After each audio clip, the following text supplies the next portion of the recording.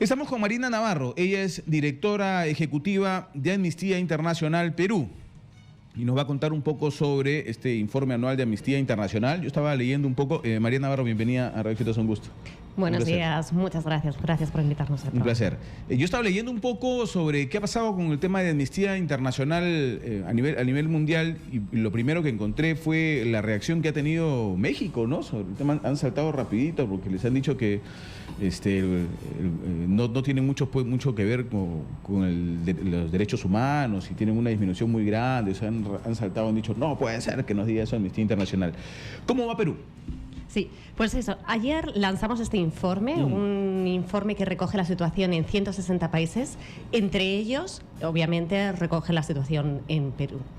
Pues la verdad es que nosotros hacemos un balance de la situación de los derechos humanos en el mundo bastante negativa, y Perú no es una excepción. La situación de los derechos humanos en Perú es negativa, ¿no? Y hacemos un balance, y a partir de ese balance es que nosotros hemos decidido también enviar una carta abierta a los candidatos y las candidatas presidenciales, en el cual les pedimos que se comprometan con una agenda por los derechos humanos. Yo le hacía referencia a México porque ustedes han dicho que ahí hay una grave crisis de derechos humanos. ¿En el Perú también hay una grave crisis de derechos humanos? Vamos a hablar, si quieres, vamos a mencionar el caso de México, ¿no?, que estábamos hablando.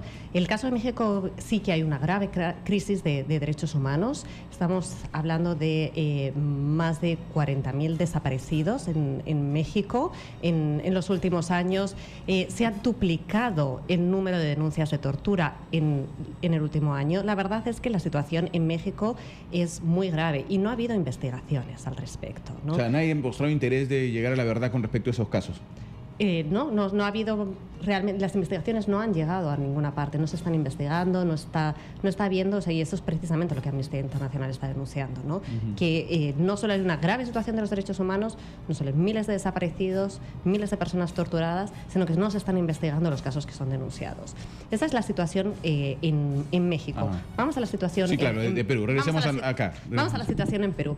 En Perú la situación de los derechos humanos es grave, sobre todo en poblaciones más vulnerables, ¿no? Estamos hablando que no hay realmente ahora mismo esta igualdad de derechos que realmente debería existir, no se garantizan los derechos de igual manera. Por poner un ejemplo, ¿no? Estamos hablando de estamos defendiendo fuertemente los derechos de los pueblos indígenas, ¿no? Y hablamos de ellos precisamente en el informe, y es una de las peticiones que estamos haciendo a los candidatos y candidatas. El derecho al consentimiento previo, libre e informado de los pueblos indígenas, que es un compromiso que tiene Perú por la propia ley de consulta previa, pero además es un compromiso internacional, ¿no? De la OIT, ¿no? De la OIT, desde que el Perú firmó el convenio 169. Entonces, y también el convenio de Naciones Unidas de los pueblos indígenas, que tampoco lo tenemos que olvidar. Entonces, realmente ahí este derecho ahora mismo no se está cumpliendo, ¿no? En muchos casos, sobre todo en casos en los que hay proyectos extractivos, es algo que no se cumple. Y esto nos lleva a otra de las segundas peticiones que estamos hablando ya, en vínculo, que son los conflictos sociales. Muchos de los conflictos sociales precisamente se generan porque no se ha llevado a cabo esta consulta. Sí, el tema medioambiental es un tema básico. Es un tema básico, es un tema principal. Entonces, pues hay una escalada en los conflictos. En un principio, si las fuerzas públicas realmente primero utilizaran todas las herramientas de diálogo, herramientas de negociación, obviamente este derecho que tienen las comunidades, los pueblos indígenas a la consulta previa, y no se llegarían muchos menos casos a la violencia a la que se está llegando. El año pasado nosotros tuvimos que sacar 2 acciones urgentes, en el caso de Tía María y en el caso de Las Bambas, ambos casos con muertos civiles y también con policías, porque había un uso excesivo de la fuerza. O sea, directamente se ha hablado... se ha tenido que reprimir las protestas con un uso realmente excesivo de la fuerza, incluso utilizando armas de fuego. Las armas de fuego solo pueden ser utilizadas cuando corre el peligro la vida o la integridad física de las personas. En algunos casos, en las protestas que ha habido por estos casos de medio ambiente, hay varias vidas que han corrido riesgo. Efectivamente, no estoy diciendo que no lo haya corrido.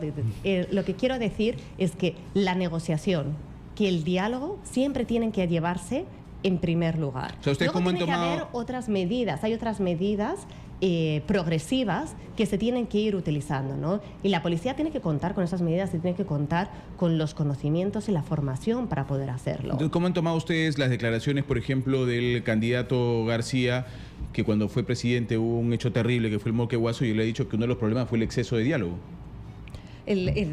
A ver, nosotros consideramos que el exceso de diálogo nunca lleva a la violencia. Siempre lo que primero tiene que haber es el diálogo, tiene que haber, para que haya diálogo obviamente tiene que haber pues la intención, ¿no? de ambas partes.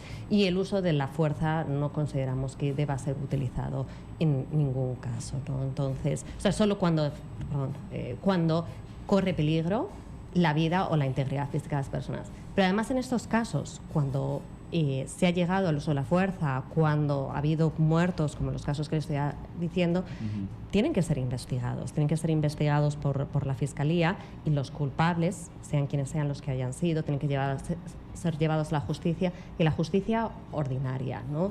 El año pasado hicimos una solicitud a la Fiscalía para ver de los últimos años, ¿no? Porque año tras año venimos denunciando que hay conflictos sociales, que hay uso excesivo de la fuerza, y esto causa muertos, ¿no? En los conflictos sociales.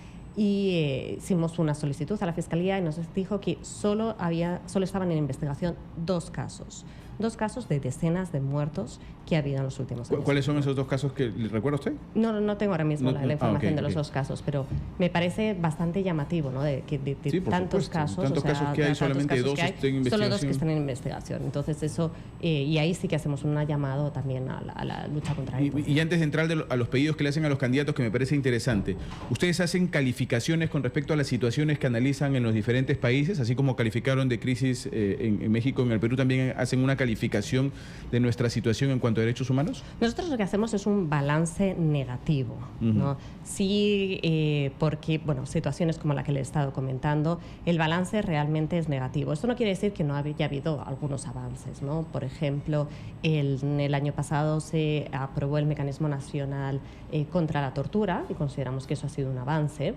Ha habido otros avances como la firma del Tratado de Armas, o ha habido otros avances como el diseño, el establecimiento del registro único de víctimas de esterilización forzada. Un primer avance que no es suficiente, porque todavía las víctimas no tienen acceso a reparación, no hay una política integral de reparación. Por ahora está el registro para saber cuántas han sido, quiénes han sido las víctimas de esterilización Pero con forzada. eso no basta. Pero con eso no basta, obviamente. Necesitamos una política integral de reparaciones y además acceso a la justicia. Hay responsabilidades, y quien hayan sido responsables, quien hayan sido los culpables de esta grave violación de los derechos humanos, o sea, esterilizar a mujeres y hombres contra su voluntad, con coacciones, con amenazas, sin información, es una grave violación de los derechos humanos. Entonces, los culpables tienen que ser llevados ante la justicia. Y básicamente no hay responsables reales sobre estos temas, ¿no? Responsables hay, lo que no... No, sancionados me refiero, ¿no? O sea, responsables hay, lo quienes que hayan no pagado por ese tipo de cosas, ¿no? Sí, ahora mismo está en investigación en la Fiscalía. La fiscal hace unos días solicitó una ampliación de plazo de 150 días más. Consideramos que es positivo que se hagan las investigaciones oportunas, pero no se puede esperar más tiempo. Pero yo imagino que organismos como ustedes ya deben de dejar de considerar que son investigaciones oportunas, porque el plazo que ha pasado de estas esterilizaciones forzadas durante la época fujimorista ya es larguísimo. A estas alturas del partido ya debería haber mucha gente encerrada o sancionada por ese tipo de hechos. Sí, efectivamente. Y tenemos las primeras denuncias fueron hace 18 años. O sea, hay mujeres que llevan 18 años esperando por justicia. Eso es Entonces, terrible. Efectivamente, no se puede dilatar más el plazo, y ya es necesario que estas investigaciones que están en Fiscalía pasen a un proceso judicial, ¿no? Y eso realmente es lo que esperamos que ocurra, y que ya no haya una mayor dilación del plazo, sino que se lleven a cabo todas las investigaciones. Realmente es un proceso complejo, ¿no? Porque estamos hablando, en estos momentos la Fiscalía hay más de 2.000 casos que están denunciando y van aumentando, ¿no? La fiscal comentaba que cada vez está recogiendo más casos y van aumentando. Entonces es un proceso pues realmente complejo, pero eso no quita para que se puedan establecer patrones ya con estos más de 2.000 casos y se pueda empezar un proceso judicial. Sí, claro, que ya ese proceso judicial ya debería haber más bien terminado hace bastante rato. Efectivamente. No es posible que en el gobierno fujimorista haya habido esterilizaciones forzadas. Ahora se siguen en gestión algunos de los que participaron de esos gobiernos, o de ese gobierno en particular, y no pasó absolutamente nada con las esterilizaciones forzadas, ¿no? Porque más allá del llanto, el sufrimiento de algunas mujeres, de tenerlas en lista, no hay más. No, efectivamente, no hay reparación, que todavía es lo que tienen derecho. No hay verdad, tampoco ha habido unas declaraciones en las que se sepa qué es realmente lo que ocurrió, y tampoco está habiendo justicia. Pues, esas tres ¿Qué otras cosas le están pidiendo a los candidatos, por ejemplo, sí. en esta carta que ustedes han pues, enviado? Además de lo que estamos hablando de los pueblos indígenas, del respeto al derecho de asociación y de prevención del uso excesivo de la fuerza, investigaciones, también estamos pidiendo lucha contra la impunidad. Lucha contra la impunidad, como en el caso que he hablado de las esterilizaciones forzosas, por ejemplo. Eso es un ejemplo, pero también tenemos en todo lo que es la justicia transicional, estamos todavía pendientes de una ley de búsqueda de desaparecidos. Hay familiares de desaparecidos que llevan 30 años buscando a sus seres queridos, 30 años sin que el gobierno haya hecho nada para ayudarles a encontrarles. Es una ley a que el gobierno se comprometió ya con las víctimas en el 2014 y todavía no existe, ni siquiera está en debate en el Congreso. Ese sería otro de los puntos. Y por último, no quiero dejar de mencionar los derechos sexuales y reproductivos. Mira, ha aumentado el embarazo adolescente de adolescentes, chicas entre 15 y 19 años en Perú. Estamos hablando de un 15%. 15 de cada 100 adolescentes de 15 a 19 años son madres o están embarazadas. Esto ha aumentado. En regiones como Loreto estamos hablando de un 27%. 27% de adolescentes embarazadas o que ya han sido madres. Y a pesar de eso, no hay una educación sexual integral garantizada para los jóvenes.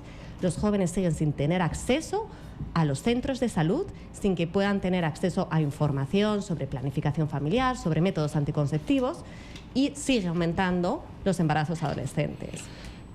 Marina Navarro, gracias por haber estado con nosotros realmente y por haber dado este jalón de orejas que espero nos haga reflexionar a la mayoría de peruanos sobre lo que nos está pasando en tema de derechos humanos. Muchísimas gracias. Muchísimas gracias a ustedes. Muy bien, ahí estaba entonces Marina Navarro con nosotros. Ella es directora ejecutiva de Amnistía Internacional en el Perú y nos ha dicho que estamos en problemas en derechos humanos. Tenemos que recapacitar, pensar, repensar sobre derechos humanos en el país. Nos falta trabajar muchísimo todavía por ese lado.